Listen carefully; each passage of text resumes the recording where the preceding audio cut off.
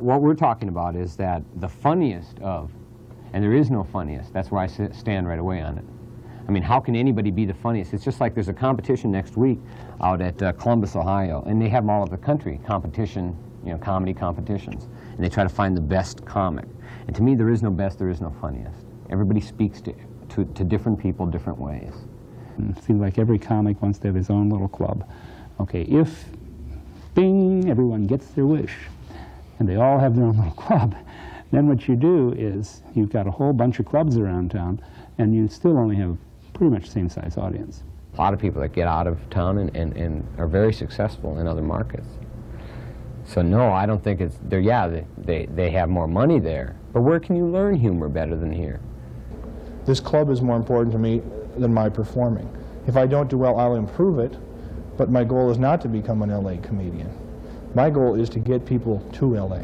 Give them enough stage time here so that they can go out there and be really prepared and really do well out there. We could get them for one. And the utility companies, all of them are the same. Like I call up sometimes just to harass them. I call up the NSP and I go, turn my lights off.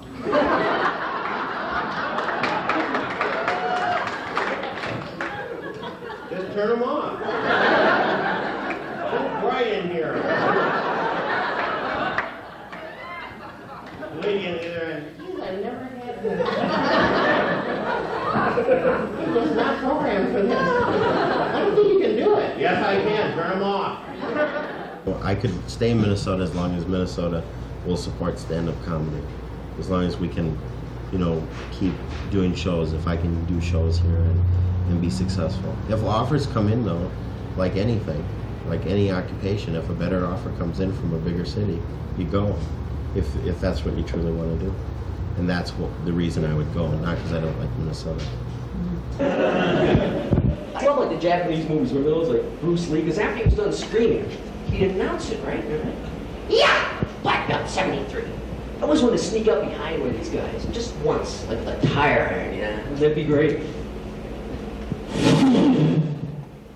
Chevrolet 62. I think it'd be more like 5 or 10 before comics came out of here really good and went to LA and made it big, and people would start saying, oh, he came from Minneapolis, he came from Minneapolis. Then maybe they'd send some scouts out here like they do to Chicago. But I don't see that, I don't know, I don't really see that happening at all. I still think you're gonna have to go to LA to make it. The Comedy Store, all that.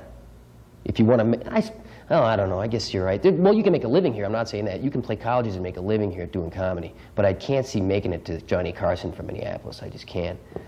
I want to talk to the guys for just a second. I mean, you know, like, all the women just kind of close your ears to this, but how many guys have ever in your whole lives been on a great big fat pig? You know what I'm talking about? You're drunk on your ass down here at Mickey Finn's, it's 1:45 in the morning, you stagger over to the White Castle, you bump into someone, you offer to buy her din-din.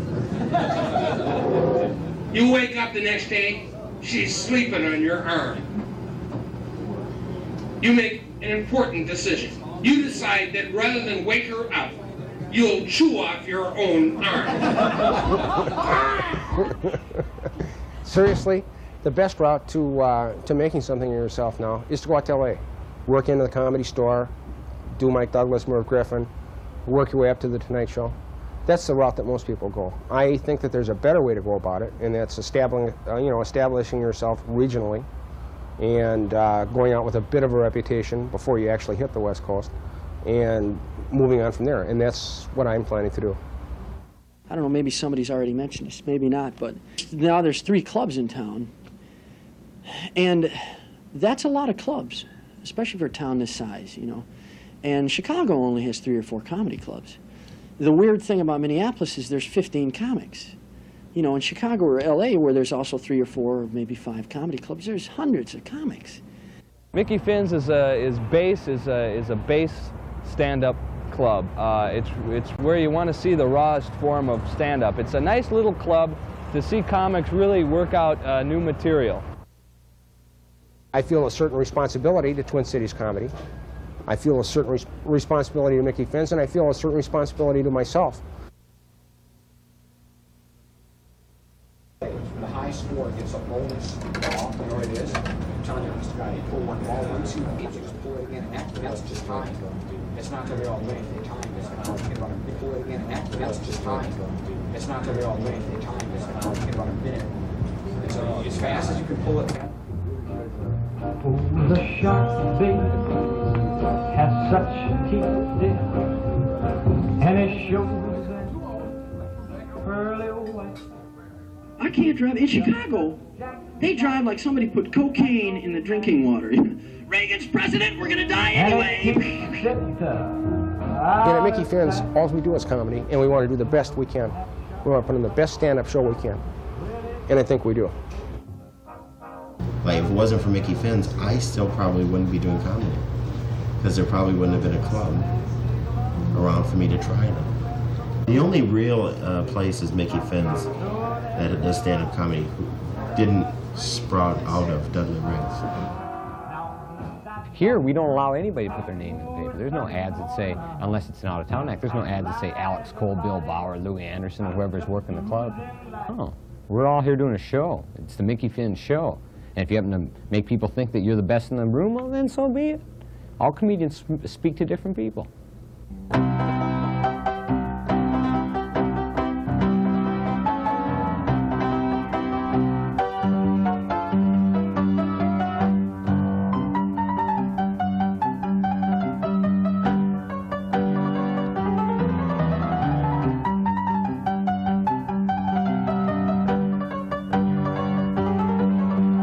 I enjoy working at Dudley Riggs.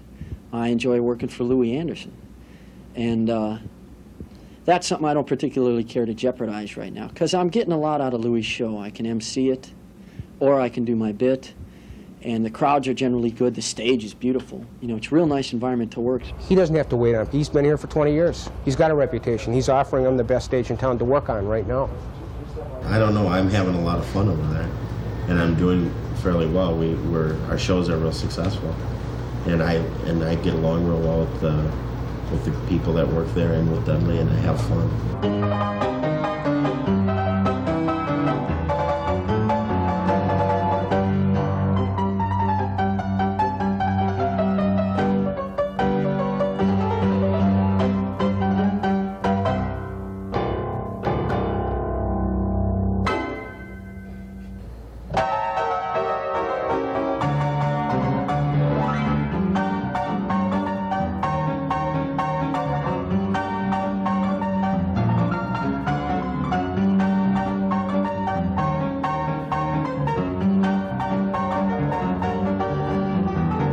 Here's variety. We do so much different kinds of things that I think it's geared real well to like a television-oriented society, or a society that likes to see lots of different things rather than one thing. Stand-up after stand-up after stand-up gets kind of boring, you know. But a stand-up and then a magician and then a barbershop quartet and a couple of puppets and you know, a film, and you never know what's going to hit you next. It makes it kind of an exciting evening.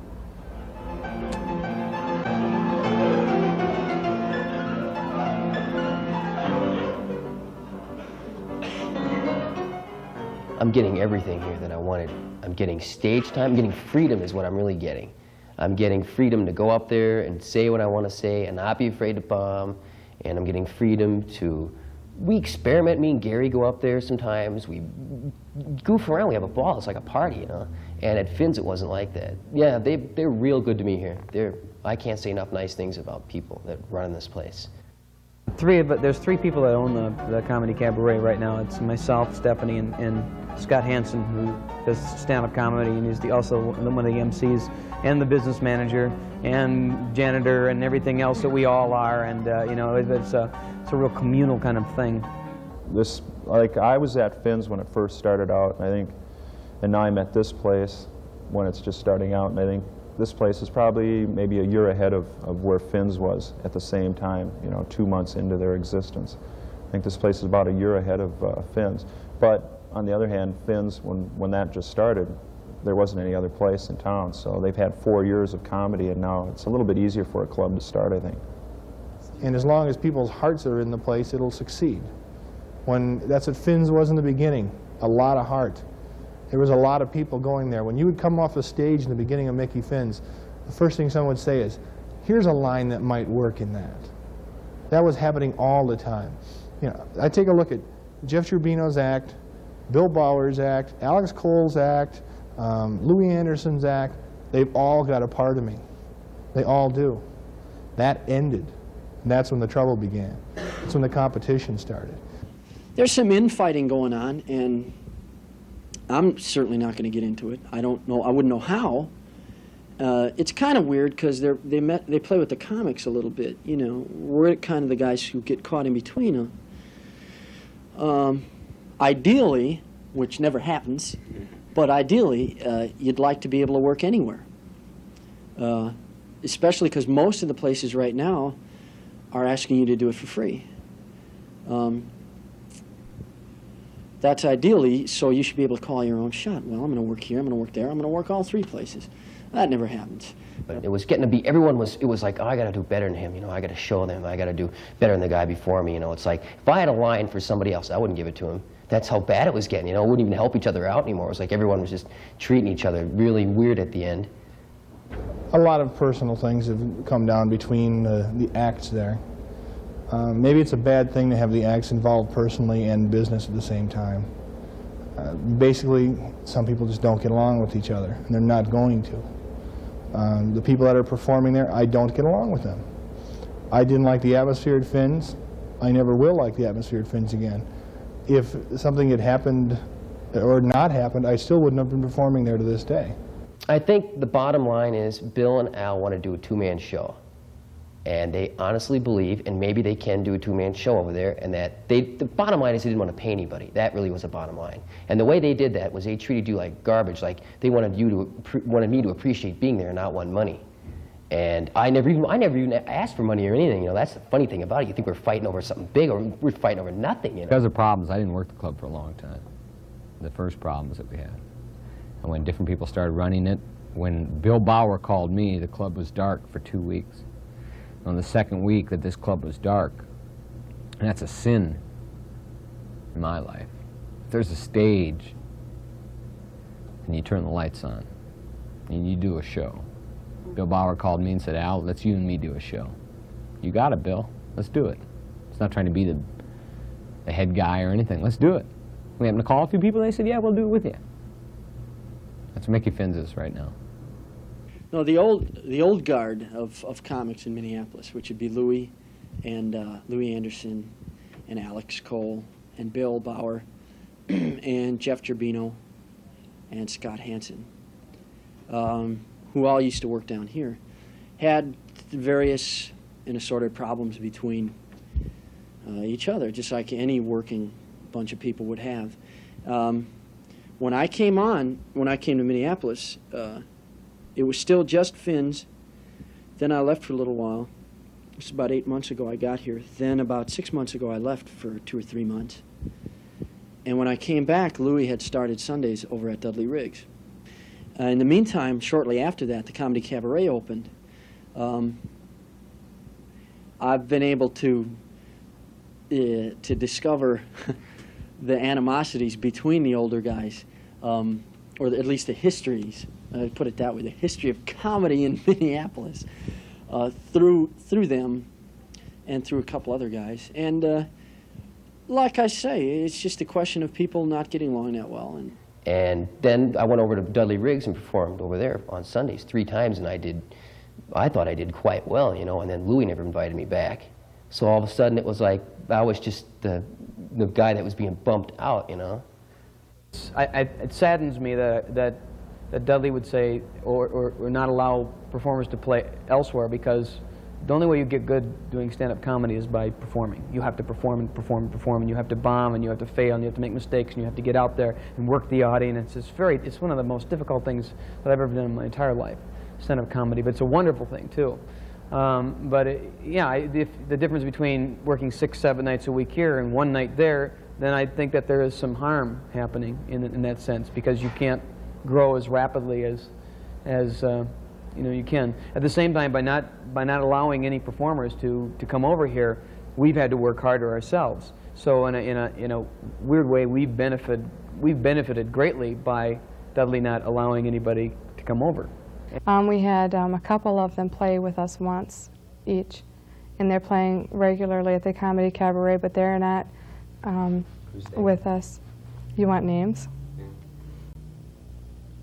Because I know what the next question is going to be, and I don't want to say names. We had a couple people, and we found that this is Louie's opinion, I believe, and maybe someone else's that I work with, but that they weren't real strong at Riggs for the show. And oftentimes we have featured performers coming in, and there was sort of we regulars performing there now. And we are so limited on time too. That doesn't mean that we would not take other people, but probably won't be as frequently. There are some acts which play Finns and play the Comedy Cabaret that we just simply are not interested in. And that has nothing to do with politics. That's just, we don't feel they're suitable.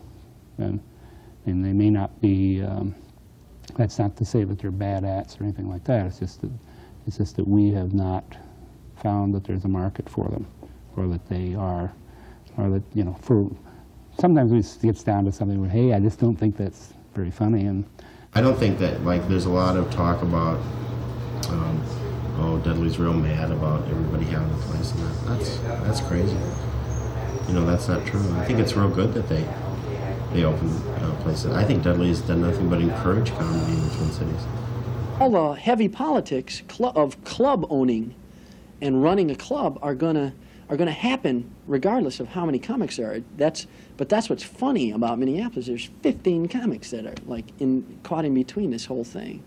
And the only real rule about that I can figure out so far is that from a business standpoint, from what I know, Dudley Riggs, or the Dudley Riggs Theater, put it that way, would prefer nobody working there who also works at the Comedy Cabaret. I think from a business standpoint, he probably sees them as more of a direct threat. So they're getting into the Hollywood syndrome here, you know. It's very confusing why 3 clubs can't get together and share each other's acts. There's not that many comics in Minneapolis, you know. Saddens me to think that a community of performers cannot be a community, you know. It's that whole thing of the better stage time you have, the better you become. And I would love to see the Twin Cities a core of really fine performers. And I don't care where they come from or who takes the credit for it. It's you know, we can be in perfect competition with LA and New York if we just get together and work at it. In stand-up comedy, the most important thing in the world is minutes on stage. That's it. It's not, I'm going to be a star in a year from now. Or it's not being a used car salesman waking up saying, 2 years from now I can be like Robin Williams. No, it's getting up there and doing minute after minute after minute. Getting stage time was no problem in the beginning, because we were the only people doing it.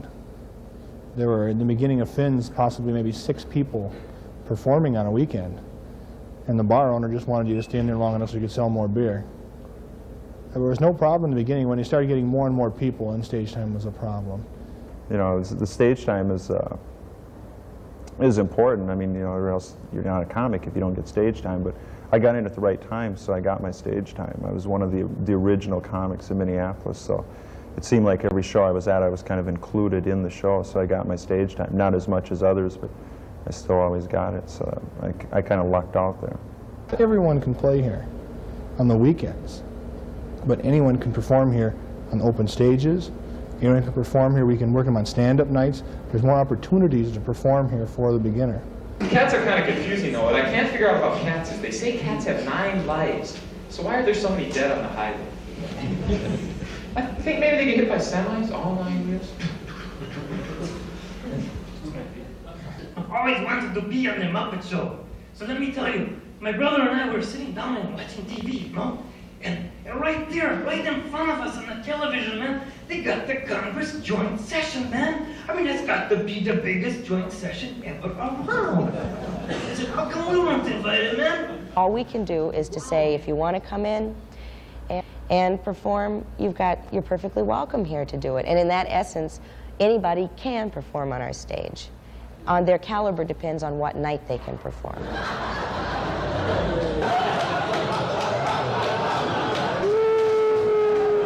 Every city's going to have its local humor, but no, I think humor is pretty much universal. If something's funny here, it's going to be funny in Los Angeles as long as it's not too localized. I think they're probably the finest audiences. Most people that come here, even big people like Bob Hope and them, come here and say Minnesota audiences are really good because they're starving for entertainment here, you know? They want to go laugh. They want to go out and see anything. They don't care. People are really easy to laugh here. They're really easily entertained. You'll see them applaud things that you won't see other people applaud at, you know? They're real.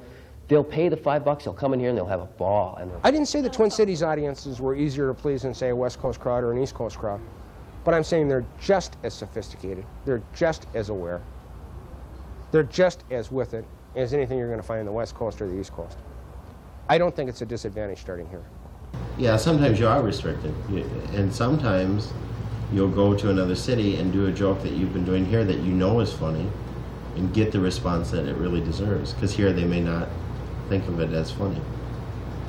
Minnesotans aren't hip anyways, I don't think. They just think they are.